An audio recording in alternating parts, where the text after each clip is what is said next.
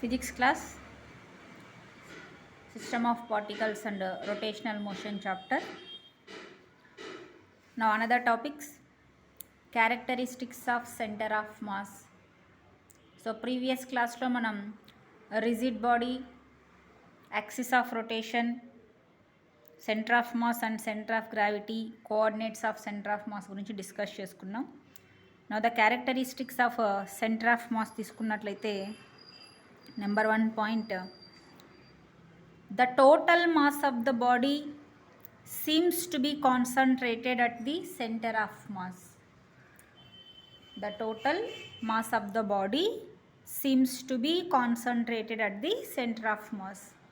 అంటే ఏదైనా ఒక ఆబ్జెక్ట్కి కానీ లేదా ఒక సిస్టమ్కి కానీ మనం టోటల్ మాస్ కన్సిడర్ చేసుకున్నట్లయితే ఆ టోటల్ మాస్ ఎక్కడ కాన్సన్ట్రేట్ అవుతుంది అంటే సెంటర్ ఆఫ్ మాస్ దగ్గర మాత్రమే కాన్సన్ట్రేట్ అవుతుంది. That is the first point. Second point, the total external force applied on a body seems to be applied at a center of mass. అంటే మనం total external force calculate చేసే సందర్భంలో ఆ total external force మనం apply చేసింది ఎక్కడ concentrate అవుతుంది అంటే సెంటర్ ఆఫ్ మాస్ దగ్గర మాత్రమే కాన్సన్ట్రేట్ అవుతుంది. According to Newton second law we know that F equals to ma, కానీ సెంటర్ ఆఫ్ మాస్లో ఉన్నప్పుడు టోటల్ మాస్ క్యాలిక్యులేట్ చేస్తాం కాబట్టి F external equals to capital M into ఏసీగా తీసుకుంటాం. వేరే ఏసీని ఏమంటారంటే యాక్సలరేషన్ ఆఫ్ సెంటర్ ఆఫ్ మాస్గా తీసుకుంటాం. అదే కొన్ని సందర్భాల్లో ఏసీ అంటే సెంట్రిపెటల్ యాక్సలరేషన్, సెంట్రిఫ్యూగల్ యాక్సలరేషన్ వస్తుంది. ఇక్కడ సెంటర్ ఆఫ్ మాస్ క్యారెక్టరిస్టిక్స్లో మాత్రం ఏసీ అంటే acceleration of the centre of మాస్గా కన్సిడర్ చేసుకుంటాం. క్యాపిటల్ M అంటే total mass. Third point, internal forces cannot change the motion of centre of mass. అంటే ఒక ఆబ్జెక్ట్ లోపల ఉన్నటువంటి ఇంటర్నల్ ఫోర్సెస్ అనేటివి ఆబ్జెక్ట్ యొక్క మోషన్ని చేంజ్ చేయలేవు. అంటే cannot change the motion of centre of mass అంటే సెంటర్ ఆఫ్ మాస్ యొక్క పొజిషన్ అనేది చేంజ్ కాదు. వేటి వలన అంటే ఇంటర్నల్ ఫోర్సెస్ వలన. That is the third point. Now the fourth point, a complex motion is a combination of translational and rotational motion. So ఇక్కడ new word వస్తుంది, కాంప్లెక్స్ మోషన్. సో ఇక్కడ దేన్ని మనం కాంప్లెక్స్ మోషన్ అంటామంటే combination of translational and rotational motion. అంటే translation అంటే ఏమి, object యొక్క పొజిషన్ ఒక చోటు నుండి మరొక చోటుకి చేంజ్ అవుతూ అది మూవ్ అవుతూ ఉంటే ట్రాన్స్లేషనల్ మోషన్ అంటాం. రొటేషనల్ మోషన్ అంటే ఒక పర్టికులర్ యాక్సిస్ ఆఫ్ రొటేషన్ పరంగా అది రొటేట్ అవుతూ ఉంటే దాన్ని రొటేషనల్ మోషన్ అంటాం. అంటే ట్రాన్స్లేషనల్ మోషను, రొటేషనల్ మోషను రెండూ ఒకేసారి కలిగి ఉంటే దాన్ని మనం కాంప్లెక్స్ మోషన్గా తీసుకుంటాం. So in the complex motion centre of mass represents the entire translational motion of the whole body. మరి ఒక ఆబ్జెక్ట్ కాంప్లెక్స్ మోషన్లో ఉంది అన్నట్లయితే ఆబ్జెక్ట్ యొక్క సెంటర్ ఆఫ్ మాస్ దేని మీద డిపెండ్ అయ్యి క్యాలిక్యులేట్ చేస్తామంటే only on the translational motion. Rotational motion మనం కన్సిడర్ చెయ్యం. అక్కడ కాంప్లెక్స్ మోషన్లో రొటేషనల్ మోషన్ ఉంటుంది, ట్రాన్స్లేషనల్ మోషన్ ఉంటుంది. But centre of mass calculate చేసే సందర్భంలో కాంప్లెక్స్ మోషన్లో ఉన్నప్పుడు మాత్రం ఆబ్జెక్ట్ మనము ట్రాన్స్లేషనల్ మోషన్ బేస్ చేసుకొని దాని యొక్క సెంటర్ ఆఫ్ మాస్ క్యాలిక్యులేట్ చేస్తాం. Fifth point, the momentum of the body, we know that momentum equal to product of mass and వెలాసిటీగా తీసుకుంటాం. Therefore P equals to mvcగా కన్సిడర్ చేసుకుంటాం. Momentum definition మనకు lower classes నుంచి తెలుసు కాబట్టి, కాకపోతే సెంటర్ ఆఫ్ మాస్ ప్రకారం product of mass and velocity of centre of మాస్గా కన్సిడర్ చేస్తాం. సో M అంటే మాస్, VC అంటే వెలాసిటీ ఆఫ్ సెంటర్ ఆఫ్ మాస్గా తీసుకుంటాం. And sixth point, coordinates of the centre of mass do not depend upon the coordinate system chosen. So centre of mass యొక్క coordinates దేని మీద depend కావంటే మనం ఏ coordinate system తీసుకుంటున్నాము అంటే X coordinate system తీసుకున్నామా, Y coordinate తీసుకున్నామా, జెడ్ తీసుకున్నామా, లేదా ఎక్స్వై ప్లేన్ తీసుకున్నామా, వైజెడ్ ప్లేన్ తీసుకున్నామా, జెడ్ఎక్స్ ప్లేన్ తీసుకున్నామా అనే దాని మీద ఇక్కడ సెంటర్ ఆఫ్ మాస్ యొక్క కోఆర్డినేట్స్ అనేటివి డిపెండ్ కావు. అంటే ప్రీవియస్ క్లాస్లో ఎక్స్సి, వైసి, జెడ్సికి ఫార్ములాస్ చెప్పింటాం. ఫర్ ఎగ్జాంపుల్ ఎక్స్సి అంటే m1x1 plus m2x2 by m1 plus m2గా తీసుకొని ఉంటాం. ఒకవేళ ప్లేన్లో తీసుకుంటే ఎలా మేడం అని డౌట్ రావచ్చు. XY ప్లేన్ లేదా YZ ప్లేన్ లేదా ZX ప్లేన్ అన్నాడు అనుకోండి. అప్పుడు సెంటర్ ఆఫ్ మాస్ అంటే మనం ఇక్కడ కండిషన్ తీసుకున్నట్లయితే centre of mass equals to m1r1 plus m2r2 by m1 plus m2 ఇక్కడ ఆర్సీగా తీసుకుంటాం సెంటర్ ఆఫ్ మాస్. అంటే ప్లేన్ తీసుకున్నట్లయితే here r1 equals to x1 plus y1, r2 equal to x2 plus y2 అన్నారు. xy plane కాబట్టి yz plane కూడా same formula RC equal to m1r1 plus m2r2 by m1 plus m2. కాకపోతే అక్కడ r1 అంటే y1 plus z1, r2 అంటే y2 plus z2 అంటే yz plane అయింది. అదే ZX ప్లేన్లో కూడా ఫార్ములా సేము, కాకపోతే r1 అంటే x1 ప్లస్ z1, r2 అంటే x2 ప్లస్ z2. అంటే ఇక్కడ ప్లేన్ తీసుకున్నట్లయితే పొజిషన్ వెక్టార్స్ వస్తాయి. ఆల్రెడీ మనం ఇది స్టార్టింగ్లో చెప్పుకున్నాం. రొటేషనల్ మోషను, సిస్టమ్ ఆఫ్ పార్టికల్స్లో మనకి వెక్టార్ ప్రోడక్ట్ వస్తుంది, స్కేలార్ ప్రోడక్ట్ వస్తుంది. వెక్టార్ ప్రోడక్ట్ తీసుకుంటే టైప్స్ ఆఫ్ వెక్టార్స్లో పొజిషన్ వెక్టార్ అని వచ్చి ఉంటుంది. R equal to XI plus YJ plus జెడ్కే అని చేసింటాం పొజిషన్ వెక్టార్ గుర్తున్నట్లయితే. కాబట్టి ఇది వచ్చేసి ప్లేన్ తీసుకున్నట్లయితే. అలా కాకుండా కార్టీషియన్ కోఆర్డినేట్, కార్టీషియన్ కోఆర్డినేట్స్ అంటే ఏమి, 3 యాక్సెస్ అట్ ఏ టైం అంటే x axis, y axis, z axis 3 ఉన్నట్లయితే అప్పుడు centre of mass RC equals to formula m1r1 plus m2r2 by m1 plus m2. మరి డౌట్, ఇక్కడ సేమ్ ఫార్ములా ఉంది, ఇక్కడ same formula ఉంది. అంటే ఇక్కడ ప్లేన్ అంటే కేవలం 2 వేరియబుల్స్ మాత్రమే ఉంటాయి. ఇప్పుడు 3D తీసుకున్నాం మనం, ఇది 2D 2 డైమెన్షన్ అంటే XY లేదా YZ లేదా ZX. 3D అంటే 3 డైమెన్షన్ X, Y, Z 3 ఉంటాయి. అంటే ఇక్కడ R1 అంటే x1 ప్లస్ y1 ప్లస్ z1గా తీసుకుంటాం. r2 అంటే x2 ప్లస్ y2 ప్లస్ z2గా తీసుకుంటాం. ఒకవేళ వెక్టార్ నోటేషన్ అనుకోండి, వెక్టార్ నోటేషన్ అంటే x1i plus y1j plus z1kగా consider చేసుకుంటాం. అలాగే ఇక్కడ yz ప్లేన్లో అనుకోండి, ఫర్ ఎగ్జాంపుల్ yz ప్లేన్లో r1 equals to y1 plus z1 అనుకున్నాం. వెక్టార్ నోటేషన్ ఏం రాస్తాం, y1j plus z1k. x plus y అంటే x1i ప్లస్ y1j. జెడ్ఎక్స్ అనుకోండి, r1 equal to x1 plus z1 అనుకుంటే x1i ప్లస్ z1k. సో ఇక్కడ types of వెక్టార్లో ఐజేకేని ఏమంటామంటే unit vectors అని అంటారు. సో యూనిట్ వెక్టార్స్ అంటే ఏమి అంటే the vector whose magnitude is exactly 1, they are called unit vectors అని చెప్పింది. Okay, so these are the characteristics of centre of మాస్గా తీసుకుంటున్నాం. Next topic motion of centre of mass. So ఇక్కడ motion of centre of మాస్లో కూడా మనకి points వస్తాయి. First point, motion of centre of mass represents the translational motion of the whole body. ఇందాక complex మోషన్లో కూడా అదే చెప్పుకున్నాం. ఆబ్జెక్ట్ కాంప్లెక్స్ మోషన్లో ఉన్నప్పటికీ దాని యొక్క సెంటర్ ఆఫ్ మాస్ కేవలం ట్రాన్స్లేషనల్ మోషన్ మీద మాత్రమే డిపెండ్ అయి ఉంటుంది.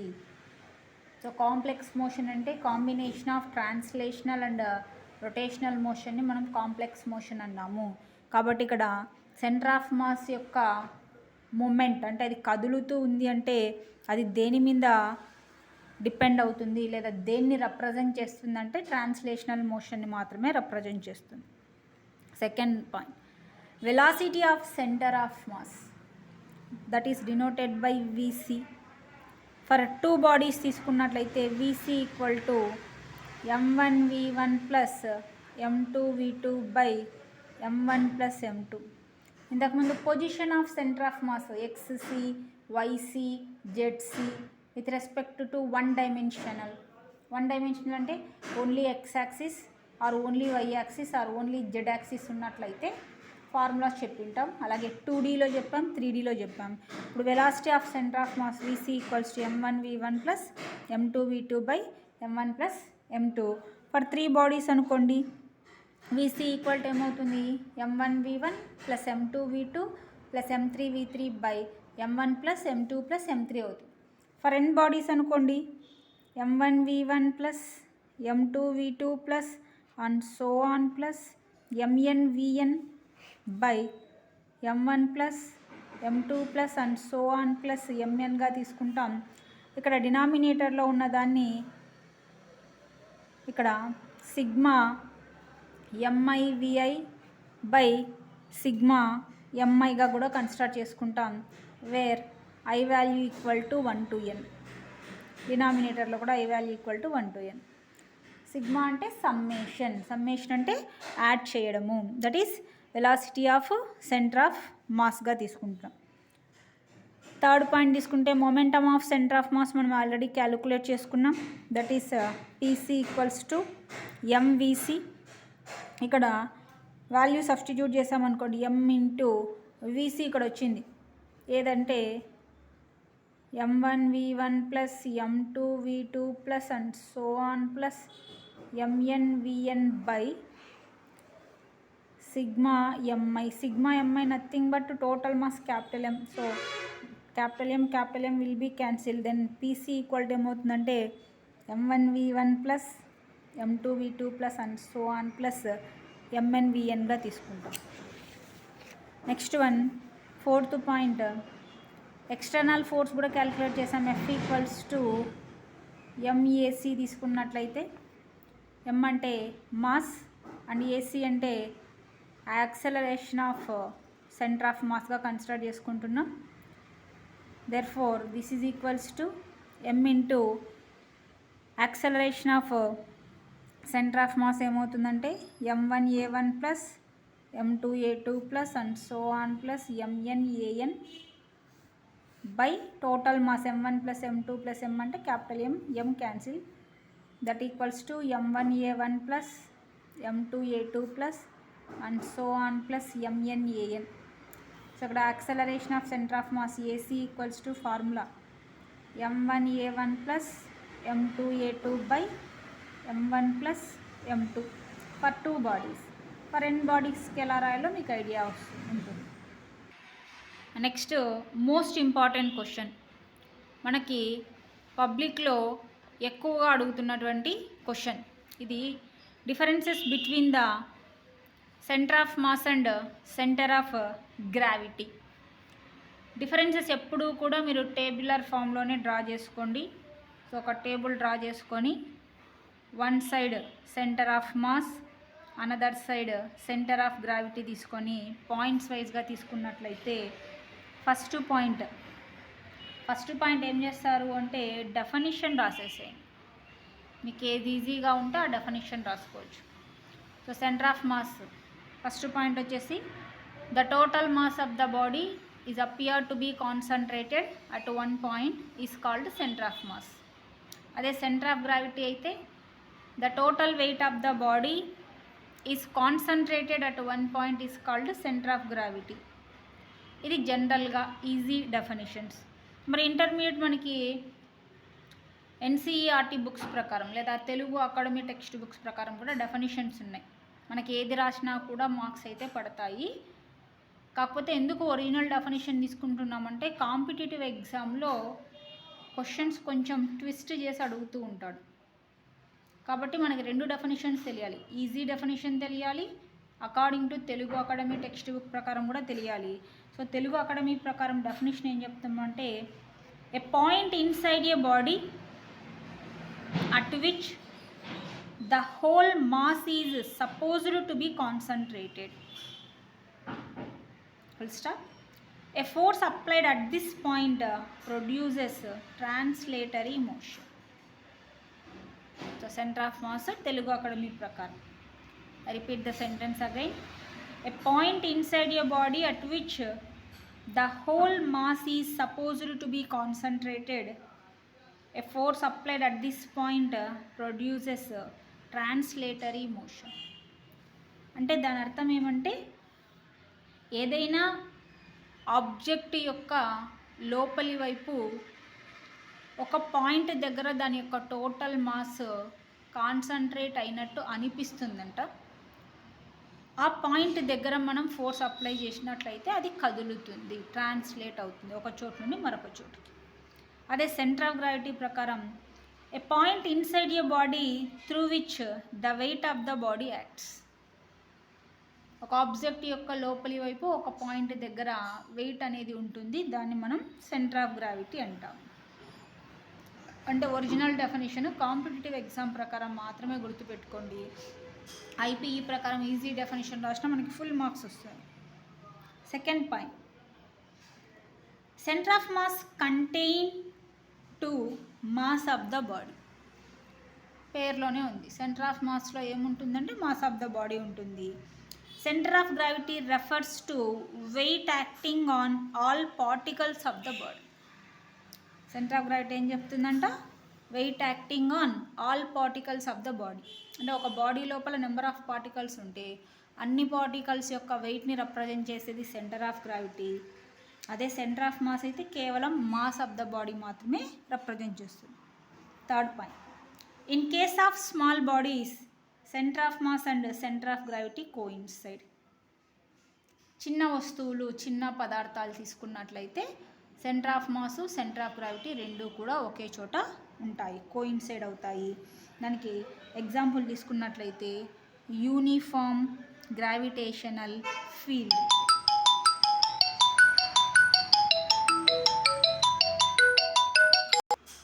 సో యూనిఫామ్ గ్రావిటేషనల్ ఫీల్డ్ అనేది మనకి గ్రావిటేషన్ చాప్టర్లో వస్తుంది, అక్కడ డిస్కస్ చేసుకుందాం.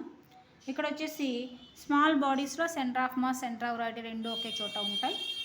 అదే ఇక్కడ సెంటర్ ఆఫ్ గ్రావిటీ థర్డ్ పాయింట్లో, in case of huge body, చాలా పెద్ద వస్తువు లేదా పెద్ద పదార్థం తీసుకుంటే centre of mass and centre of gravity does not coincide or may not coincide.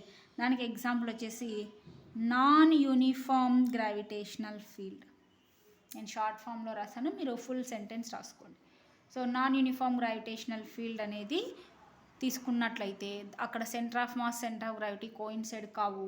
Uniform gravitational field తీసుకుంటే centre of mass, center of gravity coincide అవుతాయి. సో ఇక్కడ మీరు గుర్తుండాల్సిన పాయింట్, ఎప్పుడు ఆ రెండు కోయిన్సైడ్ అవుతాయంటే స్మాల్ బాడీస్లో కోయిన్సైడ్ అవుతాయి, హ్యూజ్ బాడీస్లో ఆ రెండు కోయిన్సైడ్ కావు. Next fourth point, algebraic sum of the moments of masses about center of mass is 0. అంటే సెంటర్ ఆఫ్ మాస్ ప్రకారం మొమెంట్స్ యొక్క సమ్ము యాడ్ చేస్తే, ఏ సమ్ అంటే ఆల్జీబ్రిక్ సమ్. ఎందుకు ఆల్జీబ్రిక్ సమ్ అంటున్నా అంటే ఆల్జీబ్రిక్ సమ్లో ప్లస్లు ఉంటాయి, మైనస్లు ఉంటాయి. ఆల్రెడీ మొమెంట్ డెఫినేషన్ చెప్పుకున్నాం, product of mass and distance అని చెప్పుకొని ఉంటాం, పర్పెండిక్యులర్ డిస్టెన్స్. సో ఒక బాడీ లోపల డిఫరెంట్ పార్టికల్స్ ఉన్నాయి, ఒక్కొక్క పార్టికల్కి ఒక్కొక్క మాస్ ఉంది. ఒక్కొక్క పార్టికలు ఆరిజిన్ నుంచి ఒక్కొక్క డిస్టెన్స్లో ఉన్నప్పుడు వాటన్నిటి యొక్క మొమెంట్స్ క్యాలిక్యులేట్ చేసి మొత్తము యాడ్ చేసుకున్నట్లయితే సెంటర్ ఆఫ్ మాస్ ప్రకారం ఆ వాల్యూ ఏమవుతుందంటే 0 అవుతుంది. ఇది మనకి ప్రాబ్లమాటిక్లో వస్తుంది కండిషన్. సో సెంటెన్స్ ఏం రాసుకోవాలంటే, algebraic sum of moments of masses about center of mass is 0. Fourth point in center of gravity is algebraic sum of moments of weights. So అక్కడ మొమెంట్స్ ఆఫ్ మాస్ తీసుకున్నాం ఈ పాయింట్లో, ఇక్కడ moments of weights about center of gravity is 0. So centre of మాస్లో mass పరంగా moments calculate చేస్తాం, center of గ్రావిటీలో weight పరంగా మొమెంట్స్ క్యాలిక్యులేట్ చేస్తాం. వెయిట్ పరంగా తీసుకున్నా మాస్ పరంగా తీసుకున్నా algebraic sum of moments centre of mass పరంగా 0, సెంటర్ ఆఫ్ గ్రావిటీ పరంగా కూడా 0 అయిపోతుంది. Now the last point in center of mass is used to study translatory motion of the body when it is in complicated motion. Centre of mass మనకి ఎందుకు ఉపయోగపడుతుందంటే ఏదైనా ఒక object complicated మోషన్లో ఉంది, nothing but complex మోషన్లో ఉంది అన్నప్పుడు మనం ఆబ్జెక్ట్ యొక్క సెంటర్ ఆఫ్ మాస్ను ఉపయోగించి దాని యొక్క ట్రాన్స్లేటరీ మోషన్ అనేది అంటే ఎక్కడి నుంచి ఎక్కడికి కదిలింది అనేది సెంటర్ ఆఫ్ మాస్ ప్రకారం క్యాలిక్యులేట్ చేసుకోవచ్చు లేదా స్టడీ చేయొచ్చు. అదే సెంటర్ ఆఫ్ గ్రావిటీ ప్రకారం తీసుకుంటే centre of gravity is used to know the stability of the body where it is to be supported. Centre of gravity అనేది ఆబ్జెక్ట్ యొక్క స్టెబిలిటీ గురించి స్టడీ చేయడానికి లేదా కనుక్కోవడానికి ఇది యూజ్ అవుతుంది. దీనికి ఎగ్జాంపుల్ స్టెబిలిటీ తీసుకుంటే ఫనెల్ ఎగ్జాంపుల్ చెప్పింటారు లోయర్ క్లాస్లో. ఇలా ఫనెల్ ఉంటుంది, ఈ ఫనెల్ని ఇలా నిలబెట్టడం కష్టం ఈ బేస్ ప్రకారం. అదే ఫనెల్ని అప్ సైడ్ డౌన్ చేసినట్లయితే దాన్ని ఇలా నిలబెట్టచ్చు. అంటే టైప్స్ ఆఫ్ స్టెబిలిటీ అని లోయర్ క్లాసెస్లో వచ్చి ఉంటుంది. ఈ స్టెబిలిటీని క్యాలిక్యులేట్ చేసేకి మనకి ఏది ఉపయోగపడుతుందంటే సెంటర్ ఆఫ్ గ్రావిటీ అనేది యూజ్ అవుతుంది. ఇక్కడ కూడా స్టెబిలిటీ టైప్స్ నేను ఎక్స్ప్లెయిన్ చేస్తాను. So that are the differences between centre of mass and centre of gravity. Important question, most important question for 4 marks. మనకి ఈ లెసన్ నుంచి 4 మార్క్స్ లేదా 2 మార్క్స్కి అడుగుతూ ఉంటాడు. నెక్స్ట్ వన్ టాపిక్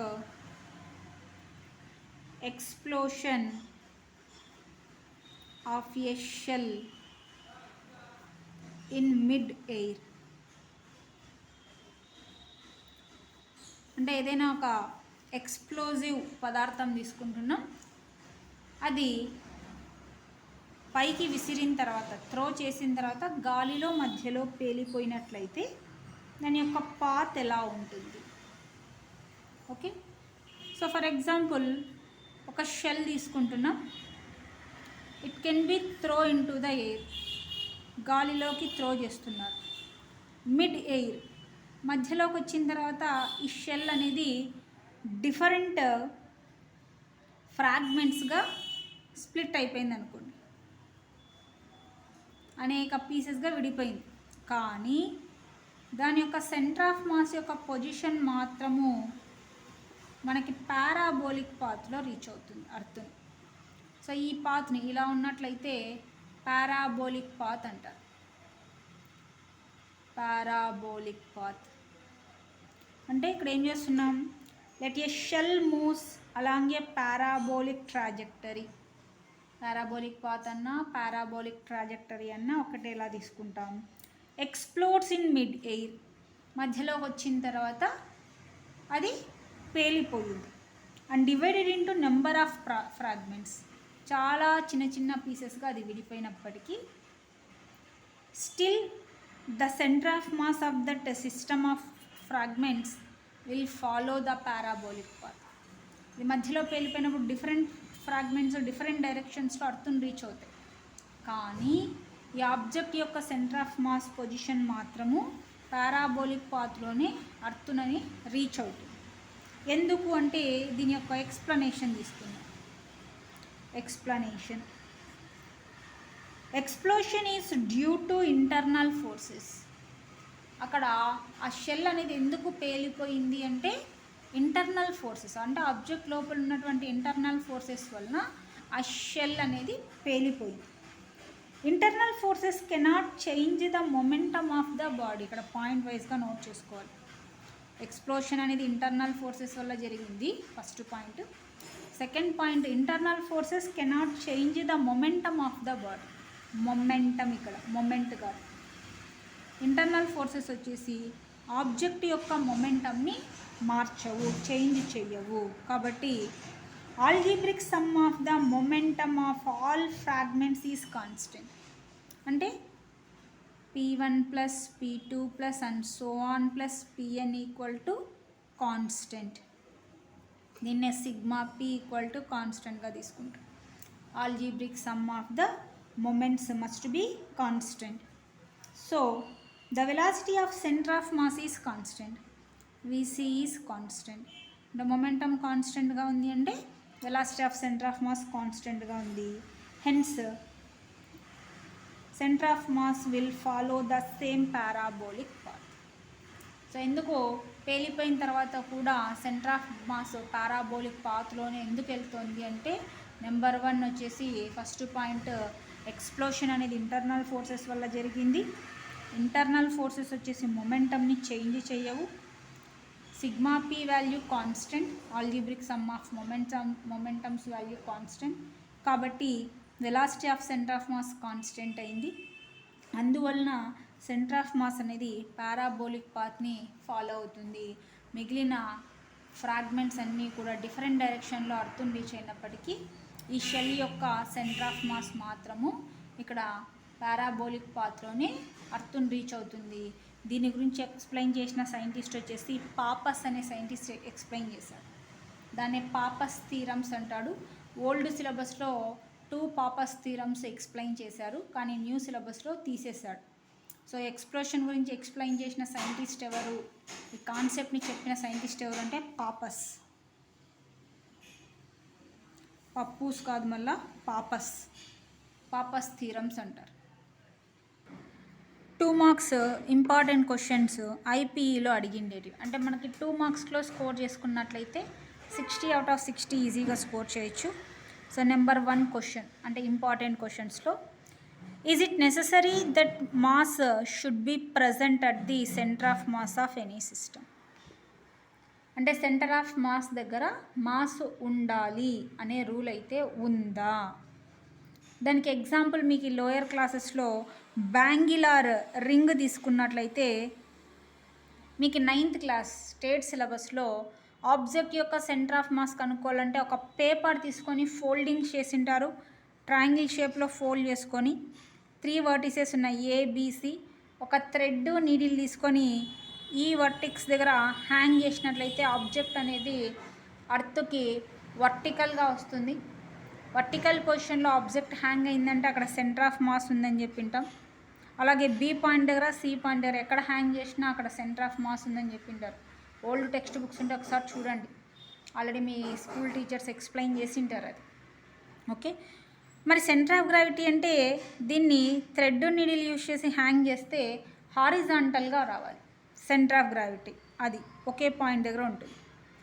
అలాగే బ్యాంగిలార్ రింగ్ తీసుకున్నట్లయితే ఏ పాయింట్ దగ్గర థ్రెడ్ తీసుకొని టై చేసినా అది అర్త్కు వర్టికల్గా వస్తుంది. మరి హారిజాంటల్గా రావాలంటే ఏం చేసింటారంటే బ్యాంగిలార్ రింగ్కి థ్రెడ్ 1 పీస్ని ఇలా టై చేసింటారు, సెకండ్ పీస్ని ఈ విధంగా టై చేసుకుంటే ఇప్పుడు ఈ 2 ఇక్కడ ఇంటర్సెక్ట్ అయింటాయి. ఈ ఇంటర్సెక్టింగ్ పాయింట్ నుంచి 3rd థ్రెడ్తో దీన్ని హ్యాంగ్ చేస్తే ఇది వర్టికల్గా వచ్చి ఉంటుంది, హారిజాంటల్గా వచ్చి ఉంటుంది. సో ఇక్కడ సెంటర్ ఆఫ్ గ్రావిటీ ఉంటుంది. యాక్చువల్గా ఆ ఎక్స్పెరిమెంట్ చెప్పేటప్పుడు థ్రెడ్ ఉంది అని అందరూ ఇమాజిన్ చేసుకొని చెప్తారు, కానీ రియల్గా అక్కడ థ్రెడ్ అయితే ఉండదు. అంటే రింగ్ లేదా బ్యాంగిల్ యొక్క సెంటర్ ఆఫ్ మాస్ ఎక్కడ ఉంది అంటే మిడిల్లో ఉంది. ఇందాక మనం డిఫరెన్సెస్ చెప్పుకున్నాం. For small bodies centre of gravity and centre of mass both can coincide. Ring లేదా బ్యాంగిల్ అనేవి చిన్న వస్తువులు కాబట్టి వాటి యొక్క centre of gravity centre of mass 2 coincide అవుతాయి. కాబట్టి రింగ్ లేదా బ్యాంగిల్కి మధ్యలో ఏమీ ఉండదు. So mass need not to be present at the centre of mass. So centre of mass ఉన్న చోట ఖచ్చితంగా మాస్ ఉండాలి అనే రూల్ అయితే మనకి లేదు. Now the second question. So another question, why are spokes provided in a bicycle wheel? మీ దగ్గర సైకిల్స్ చూసింటారు, సైకిల్కి రిమ్ములని ఉంటాయి, వాటిని స్పోక్స్ అంటారు. మరి బైసికల్కి ఎందుకు స్పోక్స్ ప్రొవైడ్ చేస్తున్నారు అంటే the spokes of cycle wheel increase its moment of inertia. Moment of inertia denoted by the letter I. I equal to formula mr square. Product of mass and square of distance is called moment of inertia అని lower క్లాసెస్లో వచ్చింటుంది. లేదా equation ఎప్పుడైనా గుర్తుపెట్టుకోండి. Formula తెలుసు కాబట్టి CGS unit, SI unit, dimensional formula రాయొచ్చు. So spokes ఏం చేస్తాయంటే increasing the moment of inertia. The greater the moment of inertia, the greater is the opposition to any change in uniform rotational motion. అంటే మనం bicycle రిమ్కి సైకిల్కి తీసుకుంటే 2 wheels set చేసి ఉంటారు. ఆ రిమ్స్ ఉన్నంత వరకు సైకిల్లో డబల్స్ కానీ ట్రిపుల్స్ కానీ వెళ్ళొచ్చు. ఒక పర్సనే సైకిల్ని తొక్కుతూ ఉన్నప్పటికీ 3 పర్సన్స్ యొక్క వెయిట్ సైకిల్లో కేవలం ఒకే పార్ట్ మీద పడకుండా ఉండేటట్లు ఈ స్పోక్స్ ఏం చేస్తాయంటే వెయిట్ని ట్రాన్స్ఫర్ చేస్తూ ఉంటాయి. As a result the cycle runs smoother and the speeder if the cycle wheel had no spokes. అంటే సైకిల్ వీల్స్కి స్పోక్స్ అనేవి లేకపోతే the cycle would be driven in jerks and hence unsafe. అంటే రిముల్ సరిగా లేకపోతే జర్కింగ్ వస్తూ ఉంటుంది సైకిల్ తొక్కేటప్పుడు. ఆ జర్కింగ్ రావడం వలన మనం సేఫ్గా సైకిల్ తొక్కలేము, స్లిప్ అయి పడిపోవడం అలా జరుగుతూ ఉంటుంది. కాబట్టి spokes of bicycle will increase the moment of inertia. ఇంకా ఇంపార్టెంట్ క్వశ్చన్స్ ఉన్నాయి. అలాగే నెక్స్ట్ క్లాస్ మనం స్టార్ట్ చేసే లోపు, అంటే టుమారో క్లాస్ స్టార్ట్ చేసే లోపు ఆ vector product, properties of vector product, scalar product, properties of scalar product మీకు ఆల్రెడీ ఐడియా ఉన్న వాళ్ళైతే ఓకే. ఒకవేళ తెలియకపోతే అడగండి, వాళ్ళకు మాత్రం ఆ వీడియో చేసి పంపిస్తాను. ఐడియా ఉన్న వాళ్ళకి దాంట్లో addition of vectors, subtraction of vectors, multiplication of vectors problematic చేసి ఉంటాం. యూనిట్ వెక్టారు పర్పెండిక్యులర్గా ఉన్నప్పుడు ఎలా క్యాలిక్యులేట్ చేయాలి, ప్యారలల్గా ఉన్నప్పుడు ఎలా క్యాలిక్యులేట్ చేయాలి, యూనిట్ వెక్టర్ ఎలా క్యాలిక్యులేట్ చేయాలి అనే ప్రాబ్లమ్స్ చెప్పింటాం. ఏదైనా ఒక మెథడ్ తెలియకపోతే అడగండి, కేవలం ఆ మెథడ్ ఎక్స్ప్లెయిన్ చేస్తాను.